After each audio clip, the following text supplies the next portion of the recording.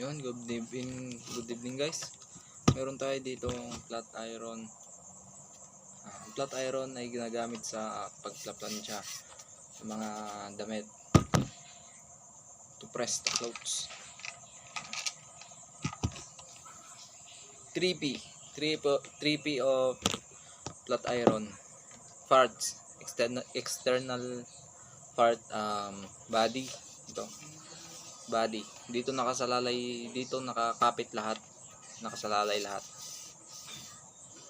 Ito handle, ginagamit ito para dito bitbitin habang ginagamit. Tapos switch is kung parang selector siya kung gaano siya kainit. Then power cord, ito yung sasaksak mo sa 220 volts para gumana siya. And then sole plate, ang tawag sa flat na plate ng plansya. So dito rin nakadikit yung heating element natin sa loob. Buksan natin para makita natin yung internal parts niya.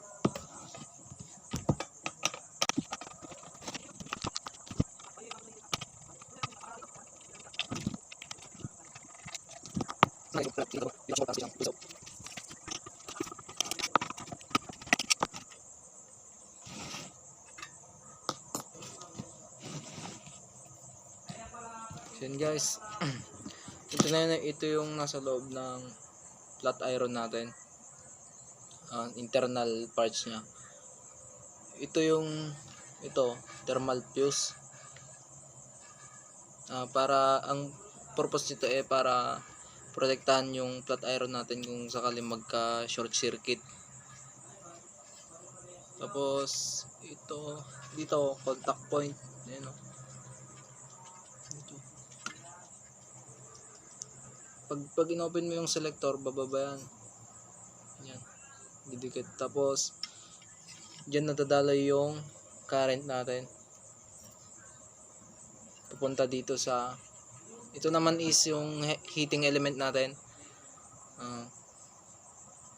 produce heat to the sole plate. Yun. Meron siyang dito na naka-attach yung nichrome wire.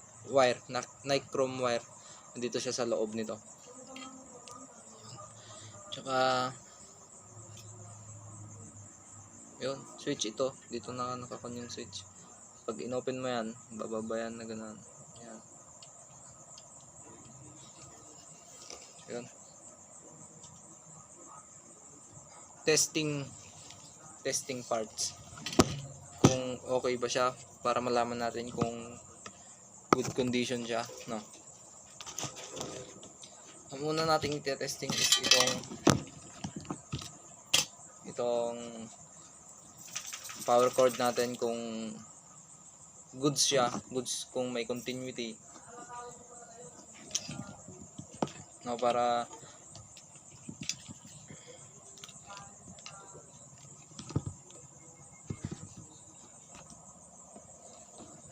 idikit lang natin siya dito sa isa, tapos hanapin natin kung saan yung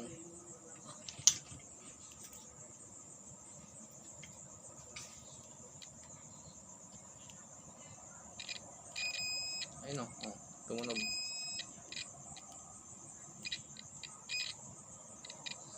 Goods itong kunyari line 1 natin, goods. Ito tayo sa isa. Ayun nila, goods din o.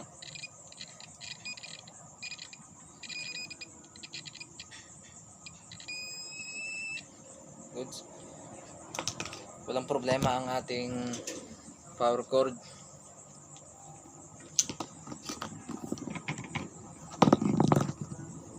Ang purpose ng pagtetest natin ng ganito, para kumbaga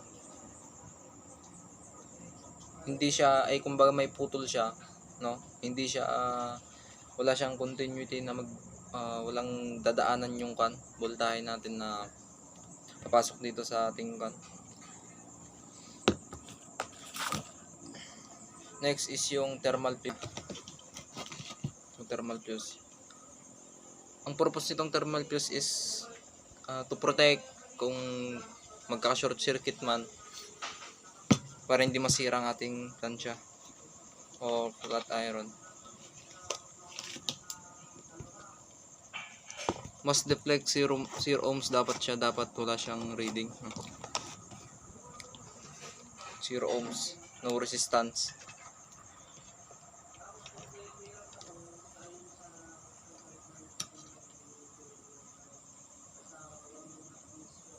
So, 0. Susunod is itong sole plate. Mas save resistance, dapat meron siyang resistance, no?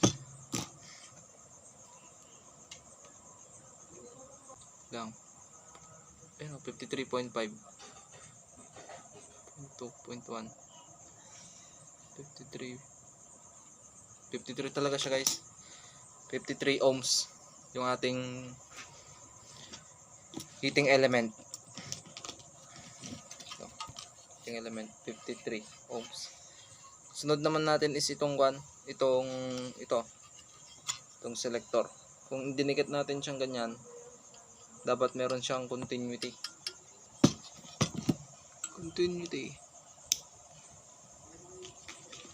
Pag i-bit,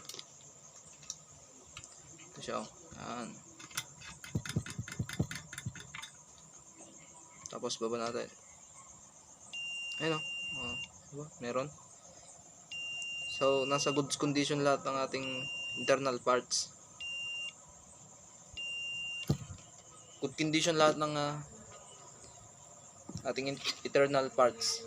Goods condition siya. So, ngayon, ibalik na natin siya. Tapos, itest natin ulit kung baka may mali sa ating pagkabalik.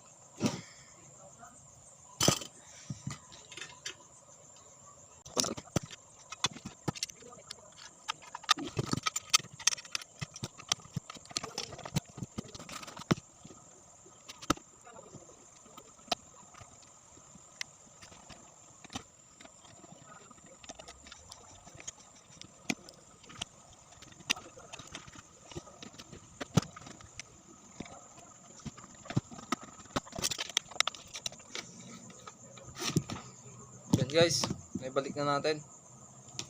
So ngayon, check natin kung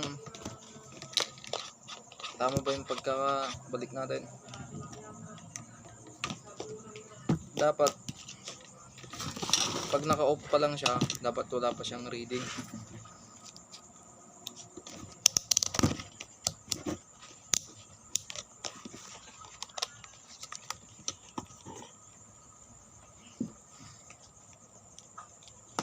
Yan.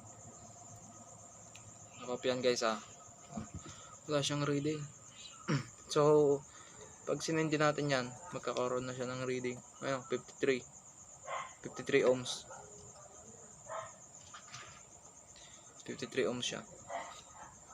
So tama yung pagkakabalik natin. So ngayon, i-ground test naman natin siya, no.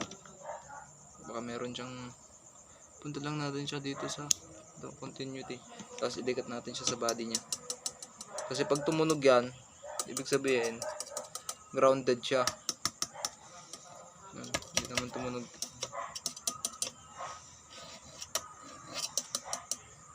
Yun, tama guys. Sindi natin. Wala. Yun. Tapos ngayon, ampere. Measuring ampere.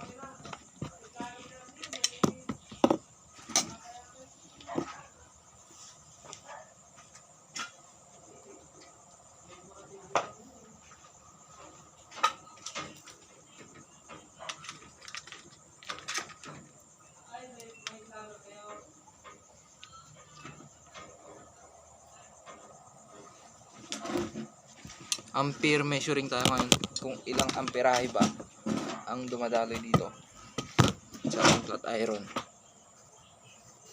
Ampere guys is kung ganito ang gamit yung tester, dapat ito negative prad is nasa gitna, no? Yan. Tapos kung nakikita niyo to, itong 10 ampere na nakasulat dito niyo naman, kasi yung normal dito naka-attach. So kung amperahe naman ng susukatin natin dito sa kabila. Yan.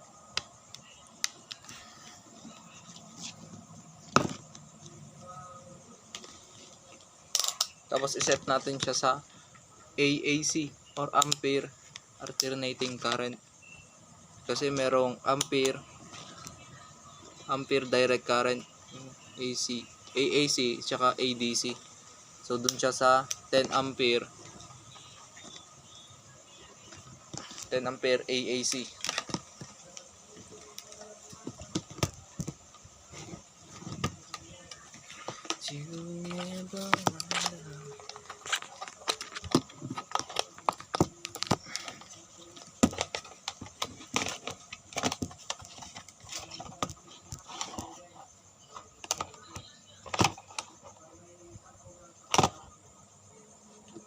Tapos paano natin susukatin ang amperahe nitong tansya natin? Remove mo yung isang power cord niya dito sa terminal niya. Tanggalin mo. Yan. So, tanggal mo. Tapos ngayon, yung prad nating isa, naka-attach dito, no? Dito sa ating power cord, nakadikit siya. Tapos yung isa, kung saan mo tinanggal itong power cord natin, dun mo siya dikit. Ganyan. Kung saan mo tinanggal yung ating power cord, dun mo idikit para yung current is dadaloy dito sa ating itong positive prad, dadaan siya dito sa tester natin, tsaka siya papasok dito sa ating flat iron. Ganun ang pag-measure ng ating amperahe.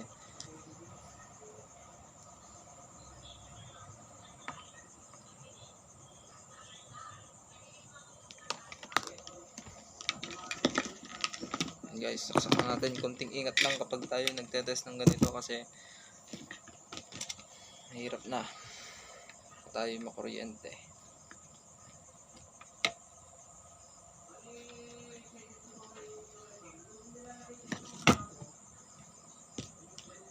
Yan guys, dikit na natin. Check natin kung nasa tamang selector siya, no?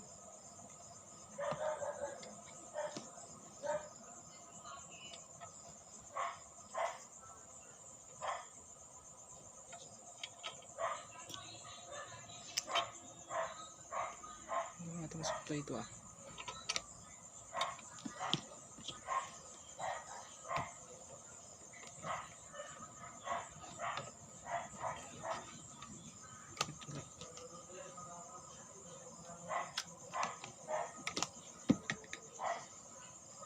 Bakit walang supply?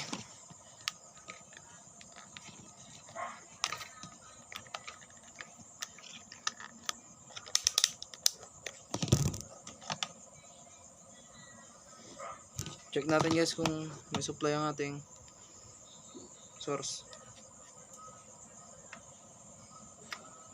Meron naman. What's the problem?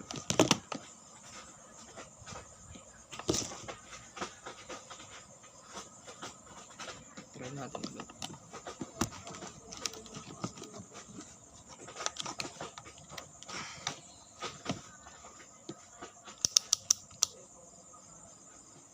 AAC. Yun.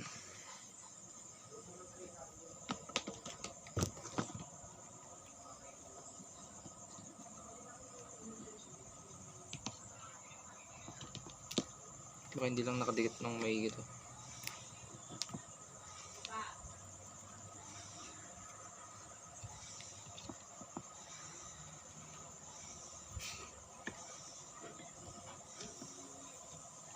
Kasi hindi umilaw ang ating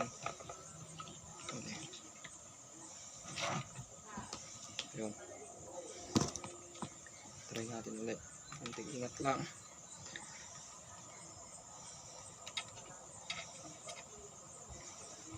Ano? 4.15 ampere ang ating amperahe. Ano guys, 4.15, no? Hindi lang nakadikit kanina yung ating power cord. Yun, umiinit na siya guys. Nakikita nyo ba na nag-expire ko? Patunay lang yan na okay na, tanggalin na natin. 4.15 ampere siya guys.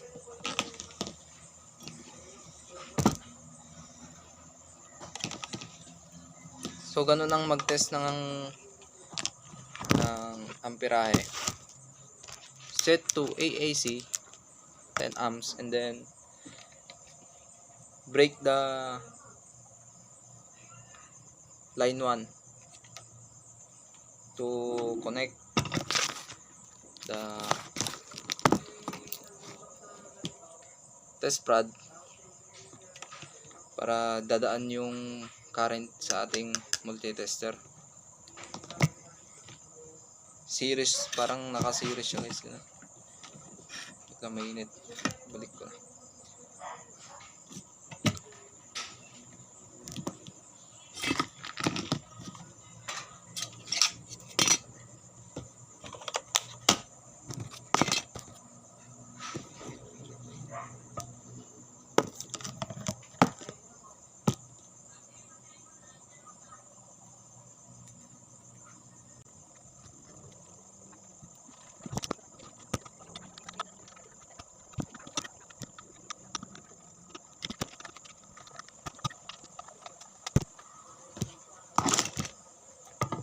Yun guys, flat iron is done.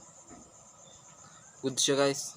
14 ampere tsaka 53 ohms yung resistance niya.